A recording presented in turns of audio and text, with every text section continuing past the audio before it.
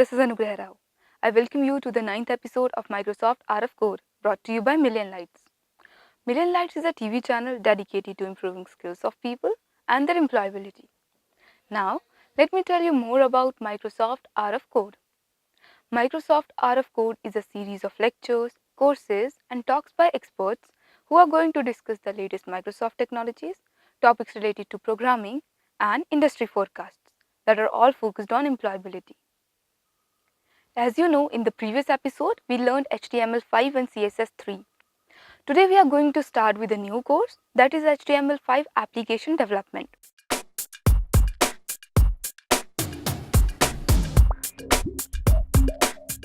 This course is for people pursuing computer science. These episodes have everything you need to upgrade your skills. A basic understanding of HTML, CSS is essential if you want to learn application development through this course.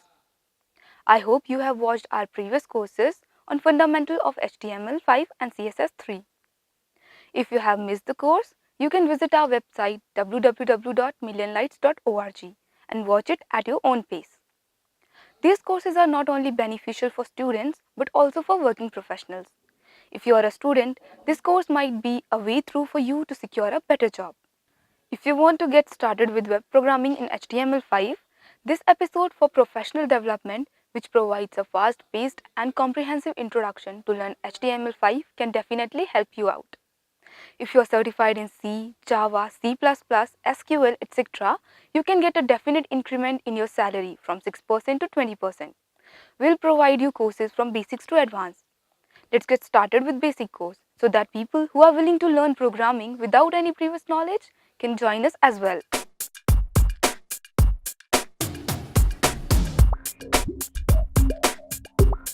Explore the application lifecycle, build the user interface and CSS essentials, including managing text flow and managing the graphical interface by using CSS, JavaScript and coding essentials. Learn about creating animations, graphics, accessing data, and JavaScript coding for the touch interface. As you know, today we are going to cover HTML5 application development. This content has been created by our partner Microsoft. We have Colin White, Supervisor of IT Academy programs from Microsoft with us. He is going to talk about how to create an application with HTML5. But before we start, you need to have a computer system with a 64-bit processor. If you have a computer with 32-bit processor, that is also fine. But just in case, if a particular program is of 64-bit, it would not work on a 32-bit computer system. To check which type of processor your computer has, you can use the System Information utility. Search for either System Information or MS Info 32 from the Start menu. Under System Summary, you will see your type of system listed next to System Type. If you see x64 based PC, you have a 64-bit processor. If you see x86 based PC, you have a 32-bit processor. Other required tools are Windows Notepad and any web browser, such as Internet Explorer, which needs to be installed on your computer system. In this video, we will build an entire web page and learn how to code. Now, let's move towards the course. This course includes 10 modules. Each module introduces a new concept. The topic includes in this course are the application lifecycle, building the user interface part 1, building the user interface part 2, CSS essentials part 1, CSS essentials part 2, managing text flow by using CSS, managing the graphical interface by using CSS, understanding JavaScript and coding essentials, creating animations, working with graphics and accessing data, JavaScript coding for the touch interface. So let's begin. In this episode, we will cover 3 modules. Module 1, the application lifecycle, in which we will get an overview of app building steps, understanding the platform fundamentals, manage the state of an application, debug and test HTML5 based touch enabled application, and publishing an app to the store. Building the user interface part 1, in which we will explore topics related to choosing and configuring HTML5 tags to display text content, to display graphics, and to play media. Review the basics of hypertext markup language, including markup. Building the user interface part 2, in which we will learn to choose and configure HTML5 tags to organize content and forms, along with HTML5 tag for input and validation in the HTML5 App Development Fundamentals exam. We will also review the topics, how to create tables and lists. So let's get started.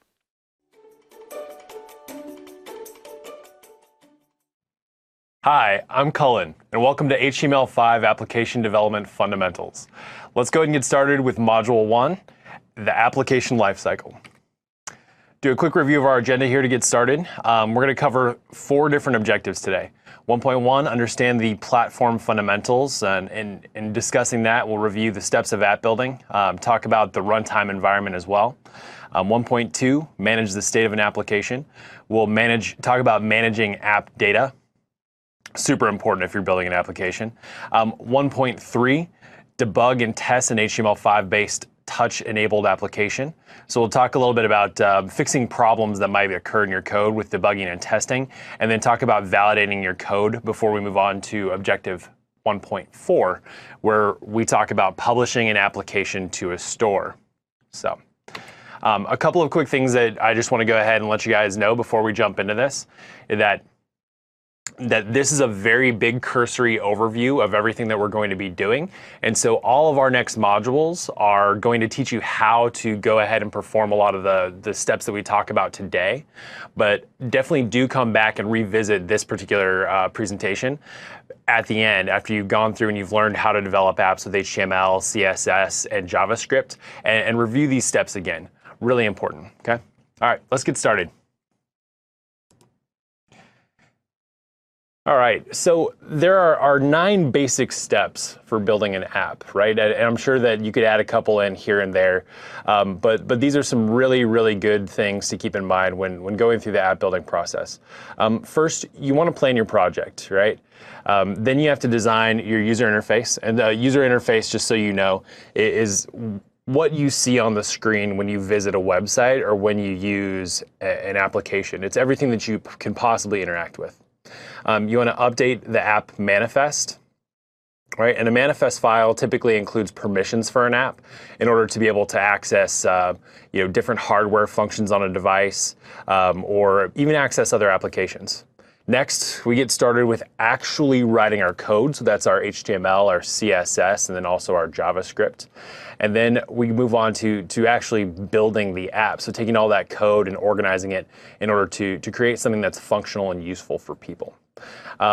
We test, and debug. We want to find any errors in our code before we publish our app.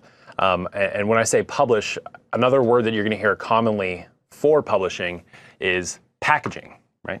You package the application in order to put it into an executable file and make sure that people can actually download it, run it, and start using it. Pretty cool stuff, right? We also want to validate to make sure that everything in that packaging process went correctly, and that things are going to operate the way that they're supposed to. Finally, we deploy. Deploying is the best part because that's when you take your baby that you just created and you send it off into the wild so that people can use it and put your app and all your hard work to good use. Okay. All right. Next, let's talk about the runtime environment, right? So when you build an application, it runs, it executes. Windows has a specific version of a runtime environment. All right. The runtime environment is where users run the app and also where you're going to do a lot of testing. In Windows, it's called the Windows Runtime Environment, or WinRT.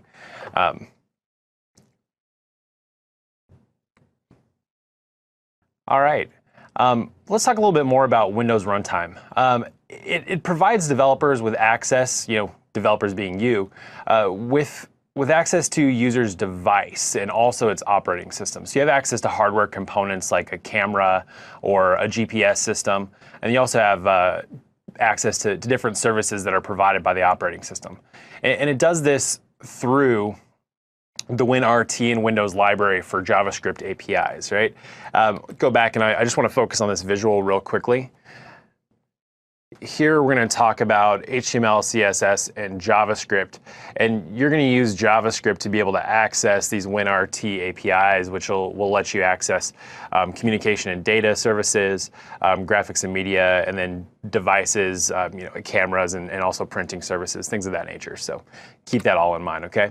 An API is an application programming interface, and it's essentially a set of guidelines that allow a program to communicate with another. And so you're going to go and you're going to write a lot of code in developing your application. And fortunately, some other really great folks have already built a lot of different code that you can reuse in order to perform the functions that you want to with your application. When a web app executes, it actually does so inside of a contained environment. And this contained environment is called an app container. Right? It's a separate memory space, and the reason why we want to execute our application, the reason why a runtime environment is built this way is we want to prevent our apps from corrupting the operating system. There would be nothing worse than booting up your computer and then running an app, and then all of a sudden you find out that app has corrupted your system and you have to just restore your entire operating system. That would be awful, and your app definitely would not receive very good reviews on the App Store if you ruin somebody's computer. So keep that in mind. Be very appreciative of the architecture that's used to create the runtime environment. Okay. Next, I want to just briefly touch on the .NET framework. Okay. The .NET framework is also a component of building Microsoft applications or building web applications, and it provides a secure environment for web apps to run, right? And security is a huge component.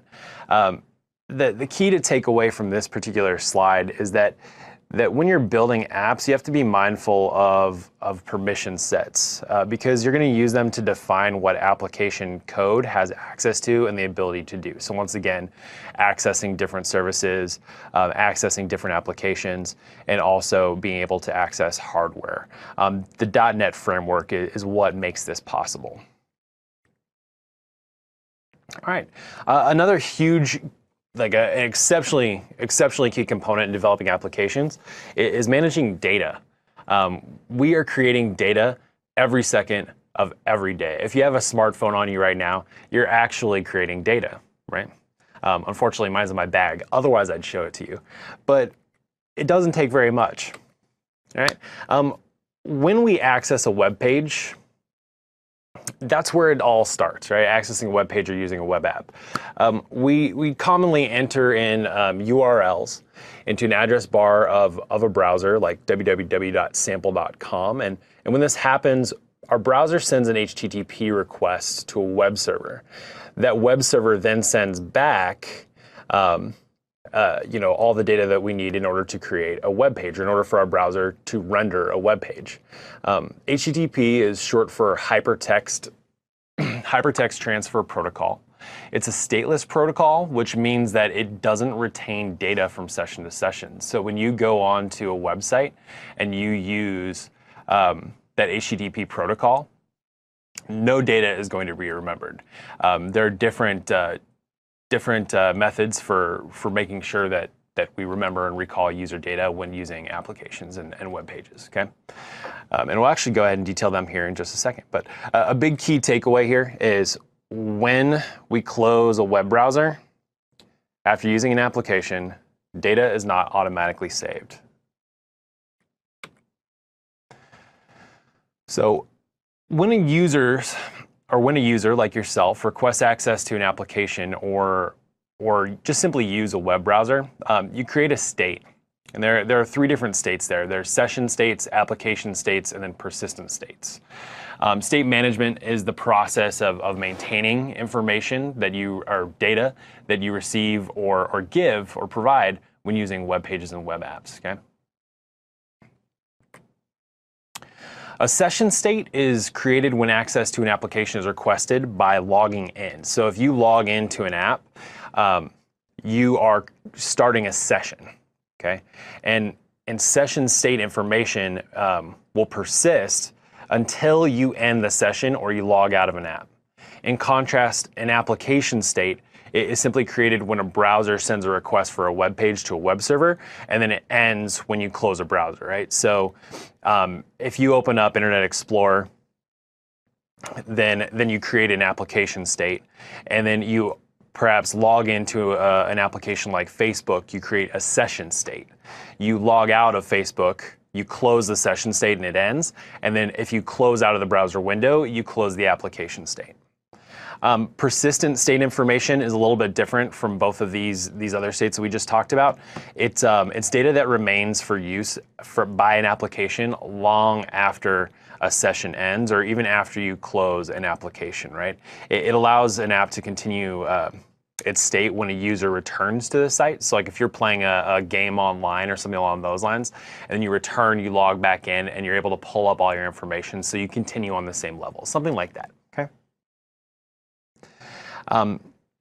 For a long time, and still today, we use cookies to work around the fact that HTTP doesn't retain data from session to session, all right? Cookies are just small files that save information about users that, excuse me, cookies are just small files that save information about users. So like we talked about the video game example, a cookie might be stored on your local machine, or rather, a cookie might be stored or might be used in order to access information about which level you are on. I apologize for misspeaking there. You have to pull cookies from web servers, right? So when you're using an application and you log out, your browser is going to send that cookie back to a web server. And then that file, of course, is used to identify you and customize your experience. And so next time you log back into an application, your browser is going to request that cookie from the server. A little bit cumbersome, and it can possibly cause a couple of problems too, okay? We'll talk about that during one of our later modules. Actually, no, you know what? Let's talk about it right now. Limitations of cookies, all right? The use of cookies can present a number of problems. We've got different security risks that are posed to us. We got some security risks right here. If you pretend that this is a cookie, that's actually an icon for a script file, but we'll call it a cookie right now, okay? And also, performance can decrease for your web app due to the amount of data that's sent back and forth between computers, because every time your user experience is going to be customized, we have to retrieve that cookie from the web server. With HTML5, we start to correct some of these issues, and we can actually use web storage instead. Okay? And there are two different types of web storage. There's local storage, and then there's session storage. Local storage is going to let users of your app save larger amounts of persistent data. So persistent data would be just application data that lasts for an extended period of time. Session storage, on the other hand, is going to let users save session data on the local device, and it's only going to last the duration of a session. Both methods allow users to store tons of data. It doesn't slow down a connection between you and a server, because data is transferred only when requested, and we don't have to do it like we do with cookies, because everything is stored locally on a person's device. Okay.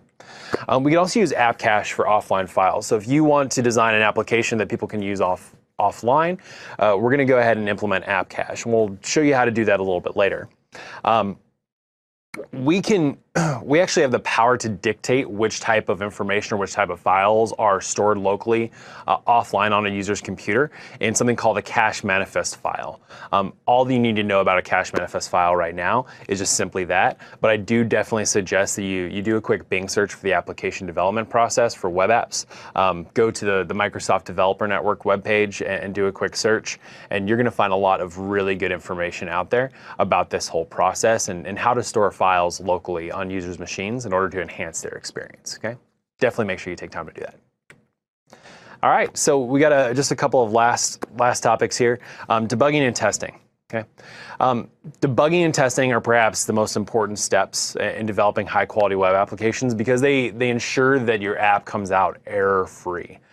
Debugging is just the process of detecting, finding, and correcting errors in logic and syntax.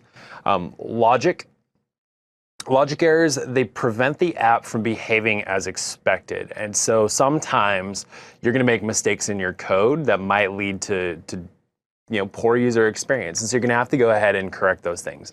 Or maybe different elements on the page might not act the way that you anticipate them to do, and that might be an issue with the code that you're creating, okay? Logic is just something that is mental. It's not something that you necessarily see, so it's the way that you're thinking about an issue versus the actual code itself.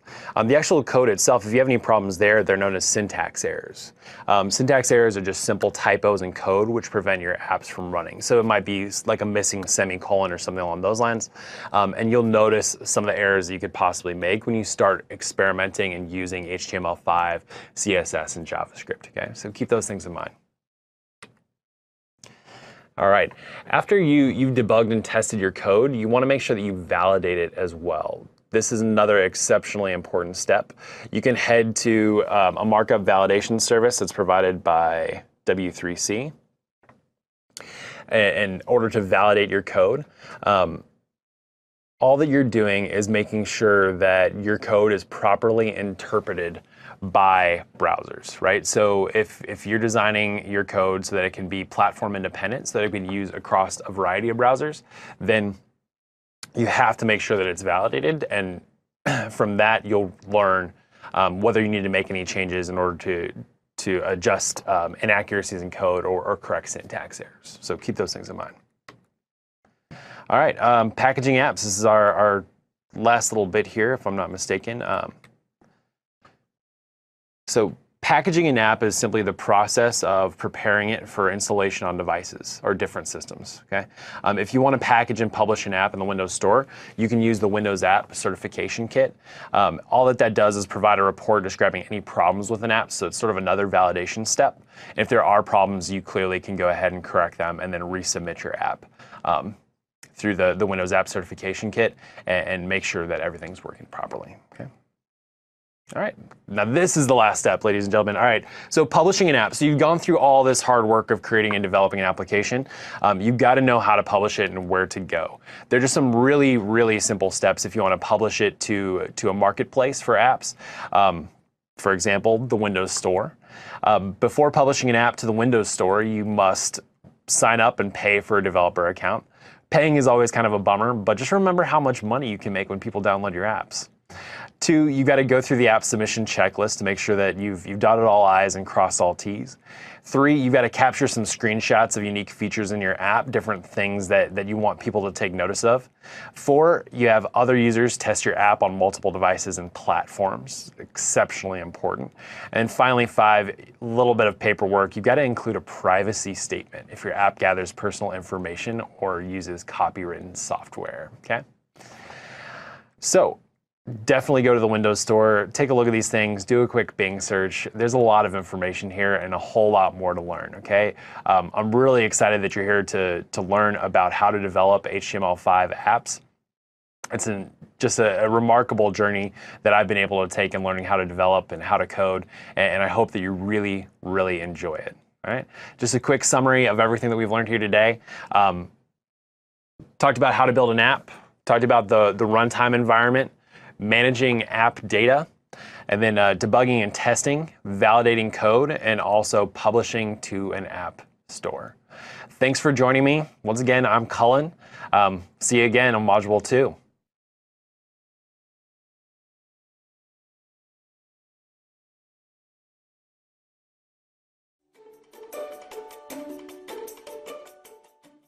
Hi, welcome back to Module 2 of HTML5 Application Development Fundamentals. I'm Cullen, and today we're going to cover how to build the user interface by using HTML5 with a special emphasis on text, graphics, and media.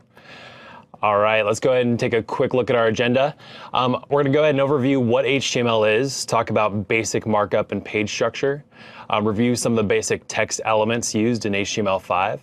We're going to talk about displaying graphics using the canvas and SVG tags, and then focus on how to embed media into our web pages.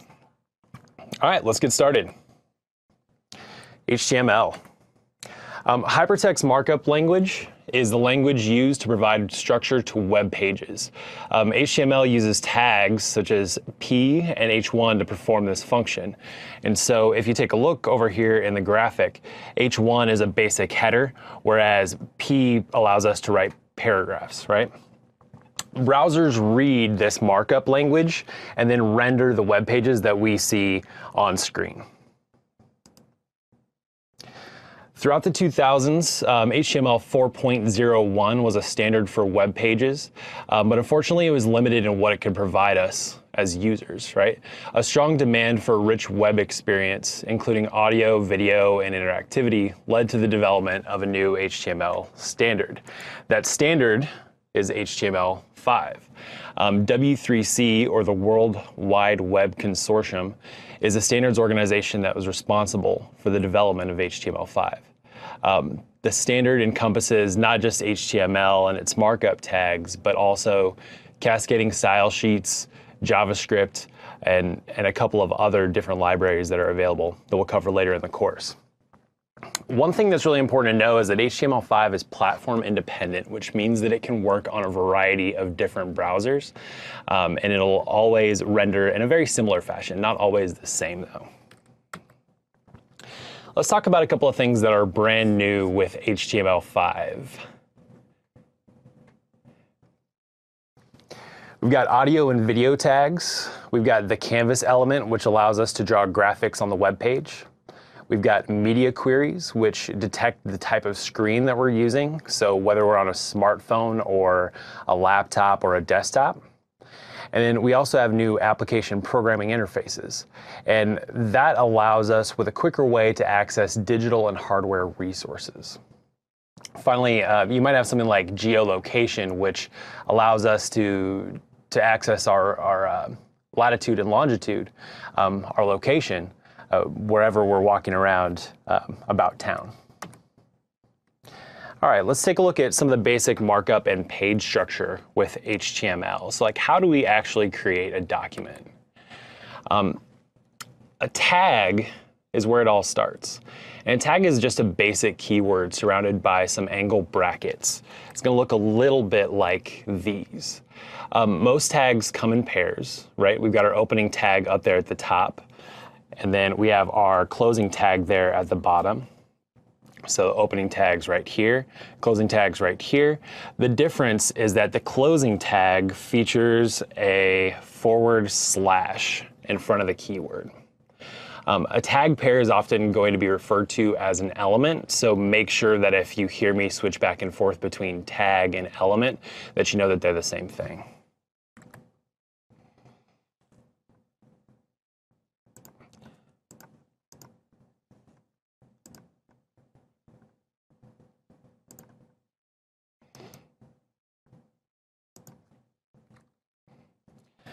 All right, and so here you can see those tags in action. You see the opening tag, the head, and then you see the closing tag, the head, same thing, HTML, and there's our closing tag there as well. All right, so let's talk about some of the common HTML tags that you may have just seen in our last example. You got the HTML tag, which defines the document as an HTML document. We have our head, which contains code used by the browser. This is information that we would never see if we're taking a look at a web page. Next, we've got the body, and that's actually where the content that we see on a page is located. And then you've got things like paragraphs, links, headers, images, all sorts of good stuff there. Tags are not just used alone, right? We have to use attributes in order to describe how data should be rendered on a web page. Attributes are used to provide additional information, okay? And so this might be a URL or something along those lines. Each element has a specific set of attributes that can be used with it. There are some global attributes, however, which can be used with any element. Attributes added using the syntax located below, right? So here we have our tag keyword, which is A. This is for a link. We've got our href attribute, which has a value of www.bing.com, and then our text, which would actually be the hyperlink that we would click on a page in order to go visit Bing. Creating some awesome web pages requires us to combine elements and their attributes in order to create something that's really engaging for users. When two or more elements apply to the same block of content, then we have to nest tag pairs or nest elements. Nesting is the process of simply placing one element inside of another, and here the outside element is called a parent, while the inner is called a child. You can take a look at this sentence down below here. We have, I love taking my dog for a walk. M stands for emphasis, and here we're able to emphasize the child here of love, and that's a really ugly line, so sorry about that. Within the paragraph, or just the sentence here, I love taking my dog for a walk. HTML also allows us to use some special characters. These special characters are called entities, and they include things like % signs, copyright symbols, all sorts of good stuff there. If we don't include things like entity names or special codes for these different entities, then they won't actually render on screen. Causes us some pretty big problems. Each special character is just simply, once again, reproduced by its entity name or the number code, right? The numerical code. So each entity starts with an ampersand. So these guys right here are ampersands, and they end with semicolon. Once again, my ugly circles here. Should probably be drawing them with my finger instead of a mouse, but don't always get it right, right? All right. Next, we've got a doctype declaration. Every HTML web page includes a doctype declaration. In HTML 4.01, we had a really, really ugly doctype that involved a little bit more work and a little bit more thinking. All right. In HTML5, they've simplified the doctype declaration in order to make it a little bit easier for us to type, right? So all we have to do is type the exclamation mark doctype HTML, and all of a sudden we have identified a page or a document as an HTML document. Much, much easier than an HTML4. All right, so let's go ahead and take a look at some HTML5 elements in action here. I'm going to head over to Web Matrix, which is a wonderful piece of software designed by Microsoft. It's free as well, which is absolutely tremendous as far as I'm concerned. And let's go ahead and take a look here at our elements demo, right? So here we've got all these familiar tags that we just talked about, our doctype declaration, our HTML tags, our head tags, the meta tag, and then the title tag, which we didn't talk about previously. But title actually is going to provide the title, it's semantic, of our web page that you're going to see up in a tab or at the top of a browser window. Body, of course, is where all of our content's going to appear, and we create that content with a header and a simple paragraph here. Okay, so let's go ahead. I'm going to go ahead and right-click my HTML document, and I'm going to launch it in the browser and check it out. There in the tab, we see our title, HTML5 elements in action, and then we've got our header and our paragraph. So pretty easy stuff. We've created a simple web page there. Let's go ahead and exit out of our browser and head back to our presentation. All right, so let's talk about some text elements now in HTML5. Excuse me. When we want to type text, we start typically using a paragraph element, but you can type it without a paragraph element too.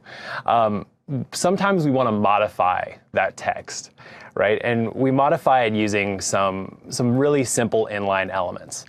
We have B, which is for bold text, EM for emphasized text that appears bold on a page, I, which defines italicized text, small, which is smaller text, literally is just smaller text, strong, which is going to define important text, which is going to appear bolded on the screen, and then we have sub and sup. Sub defines subscript text, and then sup defines superscript text, like if you are squaring X or something along those lines. Whatever kids do in math class these days. All right, let's go ahead and take a quick look here at the text element demo, just so we can go ahead and get an understanding of how these elements work in line. So I'm going to launch it in the browser here, and we'll go back and review in just a second. I'm going to go ahead and go to split screen so it makes it a little bit easier for you to see. So here in our code, notice that we've used the M tag in order to emphasize the word some, and then we've used the strong tag in order to bold the word nested elements. So we go back to our web page. Here we see some is italicized. So this page includes some nested elements, right? Because nested elements are super important. So we want to make sure to use the strong element to suggest that. All right. Heading back over to our presentation here.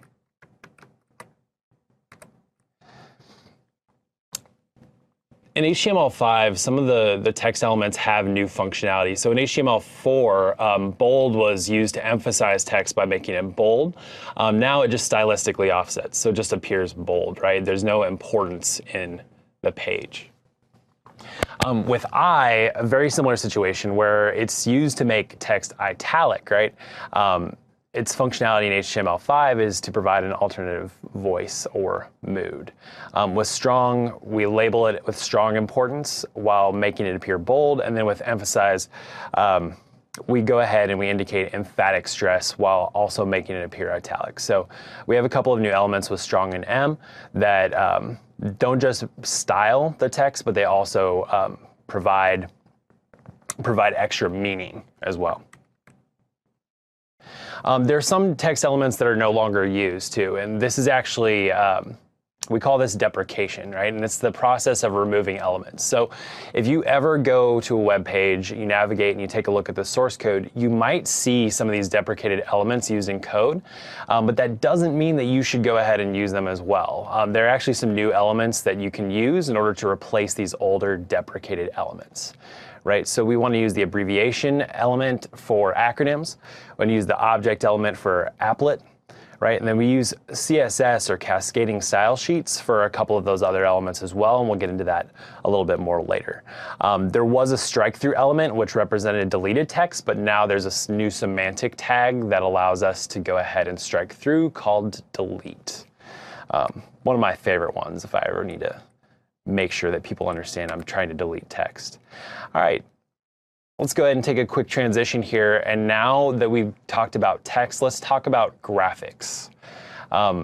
There isn't a good web page that doesn't have graphics, and graphics can take a lot of different forms. They can take the form of pictures, they can take the form of shapes, crazy robots or zombies or vampires, whatever it happens to be. All right, images, clearly, super important, and there are two categories that you should be aware of. We've got raster images. There's one there on the left of my dog Stella.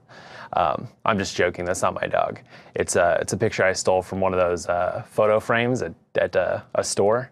You know what I'm talking about. And then the one on the right there, which is a vector image of a robot. Raster images are made up of these tiny little things called pixels that can be different colors, while vector images are made of lines and curves. Vector images don't distort when they're increased in size, but raster images do. So it becomes a lot harder for us to be able to see a raster image with clarity if we increase it from its natural size.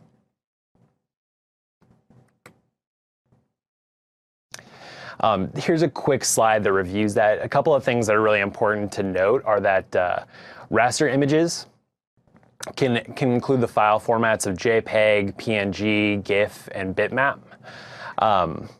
They really do pixelate when they're enlarged, so be really careful when you're increasing the size of a raster image. Vector images, of course, they're made with different programs like Photoshop or CorelDRAW, and then they're converted into PNG and GIF formats. They definitely do maintain their quality when they're enlarged, and it's pretty cool to see. It's sort of like if you created a PowerPoint presentation and you made a square, and you can shrink that square and it appears the same way if it's super tiny, just like this, versus if you make it big, just like this, okay?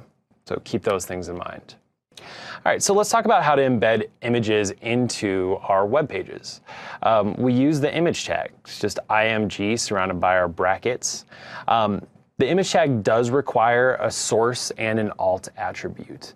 The source attribute is going to tell us where the file is located, and then the alt attribute is going to provide us with some alternative text for accessibility. So if somebody can't view the image, they're going to be able to see the alternative text or hear the alternative text if they're using a screen reader.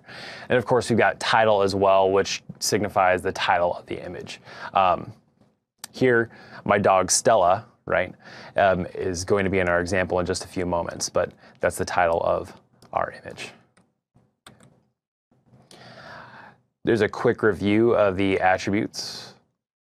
One thing that's really important to point out here is that you've got the height and the width elements. Like I said, if you have an image that's really, I guess, really poor pixel density, in other words, if you increase it in size, it becomes really difficult to see and it's proper quality. You can change the size using the height and width attributes. And I typically do this by simply increasing just the height or the width attribute, or rather modifying just one of those attributes. I'll go ahead and show you in just a few moments when we demo with the image tag. There are a couple of other elements that you can use. There's the figure and fig caption elements. They allow you to just sort of block off an image and then go ahead and add a caption to it. That caption can be added to the top or the bottom. So here we've added it on the top. It can easily be swapped down to the bottom, right? It can also be used, the figure element can also be used to specify the type of figure that's being added, and then also to group images. So if I had like 3 different pictures of my dog Stella, then I could go ahead and add them all within the same figure element. I could nest them all within the same figure element, right? So let's actually go ahead and take a quick look at some code here. So I've got a quick image demo for us. If you take a look here, I've got my image tag pointing to a dog.jpg file, right? It's a picture of my dog Stella, once again. And then below, I've got it using the figure element, right? So that same image is nested inside. Notice the difference here between these two elements. The first one, I've given it a height of 400. The second one, I've given it a width of 300. For the first one, the width will automatically adjust so that it maintains the same ratio with 400 pixels. And similarly, the second image tag, where width is 300, the height will automatically adjust in order to maintain the same ratio, okay? The difference here, of course, is that I've got my fig caption element, so I'm gonna add a caption to that image. So let's see what that looks like in a browser. So you've got the first one here. Notice it is 400 pixels high. I actually have no idea how long pixels are, so just take my word for it, all right? And the second one, we've got the caption here now, and notice that there's a little bit of padding that's been added outside of the image as well. Who wouldn't want to take this dog for a walk, right? They look about the same size. You'll notice, though, that the second picture is just a little bit bigger because I modified the width instead of the height, right? All right. Let's go ahead and head back to the presentation. So in addition to the image element, we also have canvas and SVG elements. The canvas element creates something that's essentially just a blank container for graphics. It's a new element in HTML5, and you can draw graphics using JavaScript, which is another programming language that we're going to talk about really soon, right? You use the Canvas API, so it makes life a little bit easier for you because you don't have to define all of your own functions. Canvas is used to create 2D games, animations, all sorts of good stuff, all sorts of interactivity for web pages. So note, though, that all this code that's down below, all of this stuff right here, all that it's going to do is just create a blank container. So there's not going to be anything inside on a web page that uses the canvas element like this, right? Instead, We're gonna go ahead and take a look at this code in just a second on screen. But you can see here, we're using JavaScript, which is defined by those script tags, in order to actually draw a small rectangle. We'll talk about what all this code means in a little while, but simply we're just going to go ahead and we're going to fill a rectangle and then go ahead and make it appear beautiful on screen, right? So, and that rectangle should just be 100 by 200 pixels. So let's go take a look at that demo really fast, right? All right, so Canvas demo, excuse me. It's up on screen here, and it's that same code that we just saw, so I'm just gonna go ahead and launch the browser so we can see that and take a look at that. We have our lovely little rectangle. It's 100 pixels high and 200 pixels wide, okay? You can do way cooler things than that with Canvas, but I figured I'd go ahead and keep it basic for now. Don't hold it against me, okay? All right. So one of the things that you need to be aware of, though, is that if you're using an older browser, like say you go visit grandma, and grandma's using Internet Explorer 6, right? She hasn't updated her browser for a really long time. Well, the Canvas element might not be available on grandma's browser. So you're going to have to go ahead and provide content that will display when a Canvas element doesn't render. Right? The content can be an image or text. So here, all that I did is I went ahead and I put in some sample text for the source attribute, just www.example.com, which is a real website, I might add. And I went ahead and I just added a small rectangle JPEG, and then, of course, the alt text, a blue rectangle. I probably should have told them how many pixels it was or how big it was so that they could visualize that, but I didn't, right? So that box right there signifies the additional content that we want to place in if an older browser doesn't render the Canvas element. So next, let's take a look at scalable vector graphics, right? So scalable vector graphics is actually a language for describing 2D graphics, which is created with XML. XML stands for Extensible Markup Language, and it's a really, really cool stuff. Not something that we'll get into in this course, but definitely go ahead and give it a quick Bing search, all right? With SVG, you provide drawing instructions with your code to a browser so that it renders the drawing itself. Here we don't use a source attribute in order to point to a file like we do with images. Graphics created using the SVG element, they're scalable, right? So they're those vector graphics. That's what the V stands for. So the quality of the image won't change if it shrinks or is enlarged. I actually had troubles with getting our browser now to render the SVG graphic. So I'm not going to show you a demo, but this is the type of code that you would want to use in order to draw a rectangle, which is 100 pixels by 100 pixels. Kind of a geeky little programming note here. Notice that it's 100 by 100. That's a square, but all squares are rectangles. Not all rectangles are squares. Keep that in mind, kids. Super important. All right, so when would we want to use Canvas versus SVG? Canvas is something that we'd want to use for small drawings or drawings with a ton of different objects in them. Like I said earlier that we could use Canvas for creating video games, and so it's really great for complex things like that, right? It's good for small screens and then also great for real-time data. So if you have like a stock ticker or maybe you're checking out NBA scores, something along those lines, or maps or weather data, Canvas is absolutely wonderful for that because it'll update in real time. Scalable vector graphics you want to use for larger graphics, which you're not always going to see on a web page. We want to use it for a simple page with less objects in it. And we also want to go ahead and use it for drawings that require a ton of pixels, right? Because it's going to give us a lot of detail. All right. So now let's go ahead and transition our focus to media and HTML5. So any good web page includes images. It also is going to include video and audio, right? Super important. I always catch my students trying to sneak a peek at YouTube whenever we're in the classroom. Doesn't matter what video it is, they're always trying to access websites that contain media, or always listening to music. And honestly, I'm the same way too. In fact, I'm in studio right now. I'm pretty sure some folks in here with me are also looking at different videos and maybe even listening to music. I don't know. But one thing that's really important to note about media in HTML5 is that prior to HTML5, this new standard, browsers depended on plugins or media players in order to allow us to watch content on screen. But now we can actually just go ahead and embed video and audio onto a web page using the video and audio tags.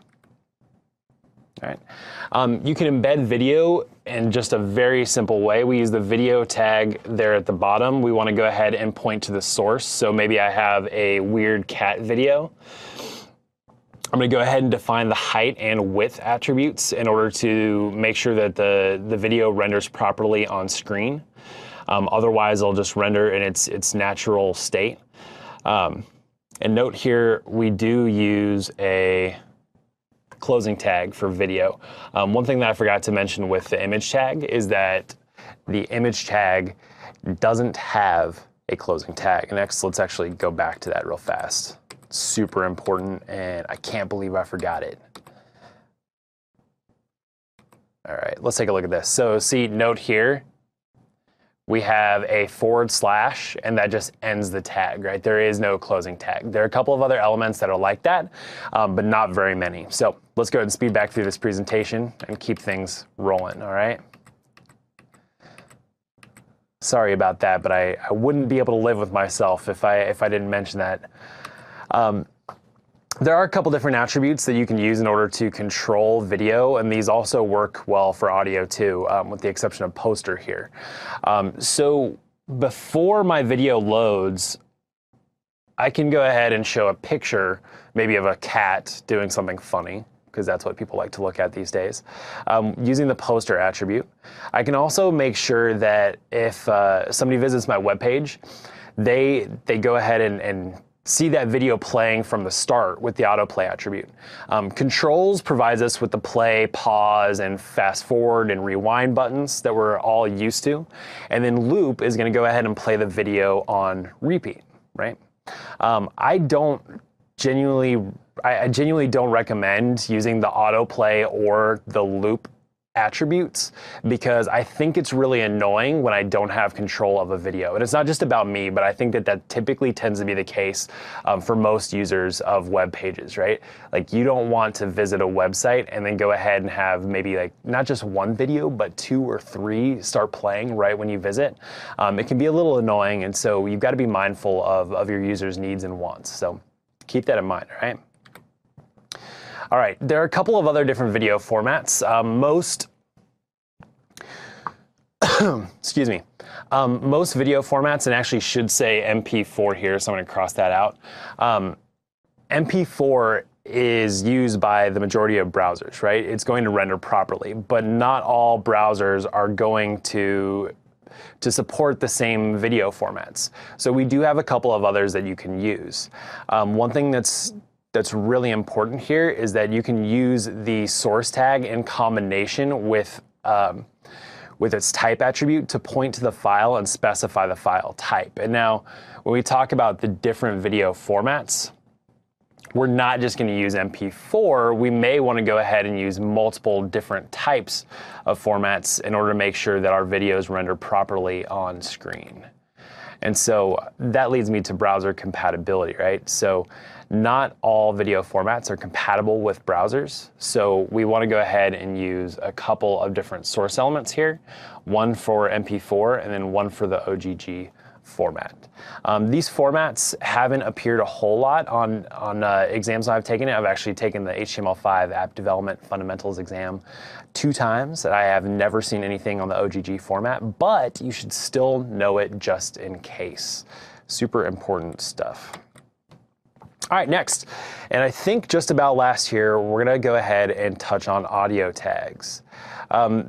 you can go ahead and add audio to a web page with an audio tag and a path that points to the audio file. Similarly, with video, you can use the autoplay, controls, and loop attributes in order to perform the same functions, right? So here, note that instead of just running controls, I also included a value for the controls attribute, which was just controls. It's probably easier if you just go ahead and use shorthand, okay?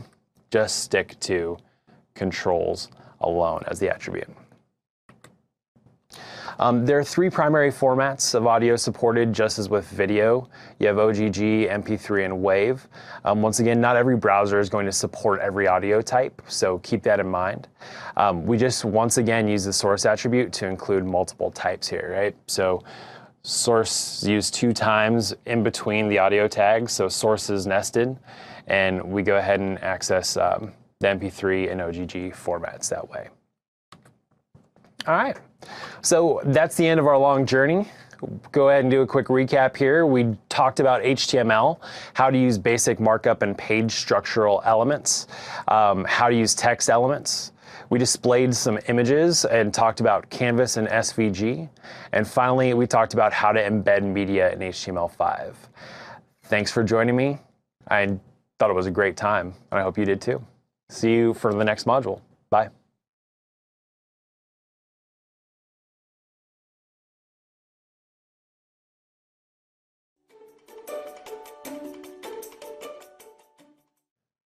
Welcome back to Module 3 of HTML5 Application Development Fundamentals. I'm Cullen, and we're going to go ahead and get started right now with building the user interface by using HTML5 with a special focus on organization, input, and form validation. Good times. Let's get going. All right, so we're going to talk first about Semantic HTML, some new tags used in HTML5. We're going to talk about how to create tables and lists.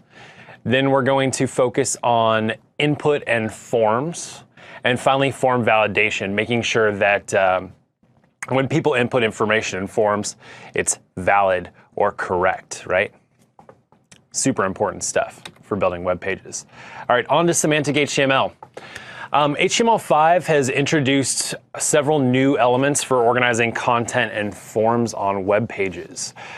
We've got some new tags, and you'll see in the image to the right, we've got a header tag, a nav tag, which stands for navigation, a section tag, an article tag for articles like you'd find in a newspaper, an aside, sort of like an aside conversation that we may very well have during today's presentation, and then a footer for content like copyrights, published dates, all those kinds of things, right?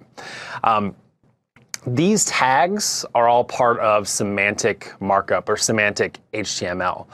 Semantic actually just means meaning, and doesn't get much more meaningful than that, I guess. Anyway, let's go ahead and move on. Let's focus on what this looks like, right? So the semantic markup ensures that tag names match with the function that a tag performs. So, you know, a footer tag is used to create a footer, and so on. In HTML4, it used to be the case that we would use div tags for everything, and div is just short for division. And so we'd have to use the ID attribute in order to label what it was, right? So if it was a footer, we'd have to use ID footer, and I'll just go ahead and highlight that here for you. So right here, we'd have to do something like that. Notice the difference. Up here, there's less typing. Down here, there is more typing. Unfortunately, my writing's not very good, but that does say more, I promise you. All right, so let's talk about the div tag and how it would have been used, right? So if you guys recall from last module, I had that picture of my dog, Stella, right? The div tag typically requires the use of class or ID attributes. So class and ID are global attributes which can be applied to any HTML element. Class is used to identify a group of elements, or like, I think of it like a class of students. So if you're all in the same class, you'd be like in Mr. White's AP Computer Science class. That would be a class, right? And then an ID would be like your student number or your name, right? Like Morgan, something along those lines. here in this example, right, notice that this div, I've identified it as an about section. And then I have a nested div inside, which is about Stella. And then finally, I've got a slogan right here that says happy dogs are good dogs. So maybe I'm talking about a business that I'm starting with my dog. She's a dog model, right? You guys saw that last photo. She's awesome. Let's go ahead and take a look at what this actually looks like. So if you're typing code in an editor, in HTML5, it's so much simpler and cleaner than it would have been in HTML4. Instead of seeing all those div elements and then having to go through all the different IDs, now you can just go ahead and find a section of code and know exactly what its function is. And that's what's so beautiful about semantic markup.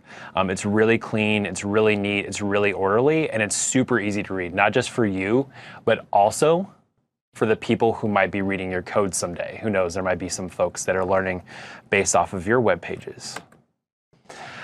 So let's talk about all these different structural tags, right? We've got header and footer, which you guys saw last time. We saw nav, we saw section, and then we also saw aside and article.